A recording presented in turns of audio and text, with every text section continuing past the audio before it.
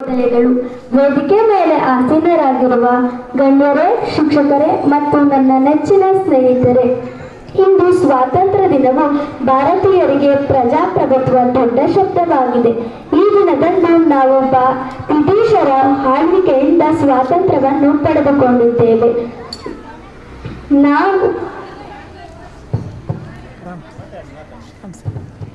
ಮತ್ತು ಮೊದಲ ಪ್ರಧಾನಿ ಪಂಡಿತ್ ಜವಾಹರಲಾಲ್ ನೆಹರು ಇವರಿಗೆ ಮೊದಲಿನಿಂದಲೂ ಮಕ್ಕಳೆಂದರೆ ಬಹಳ ಪ್ರೀತಿ.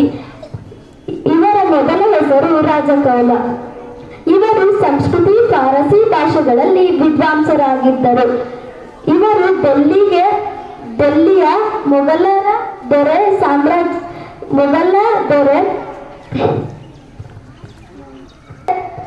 ಭೇಟಿ ಕೊಟ್ಟಾಗ ಪಂಡಿತ್ ನೆಹರೂರವರನ್ನು ದಿಲ್ಲಿಗೆ ಕರೆತಂದು ನಗರದ ನಡುವೆ ಹರಿಯುತ್ತಿದ್ದ ಕಾಲುವೆಯ ಪಕ್ಕದಲ್ಲಿ ಮನೆ ಕಟ್ಟಿಸಿಕೊಂಡರು.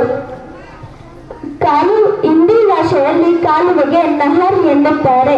ಹೀಗಾಗಿ ನಹರ್ ಪಕ್ಕದ ಮನೆಯವರು ನೆಹರು ಆದರು. ಜೈ ಹಿಂದ್, ಜೈ ಕರ್ನಾಟಕ ಮಾತೆ.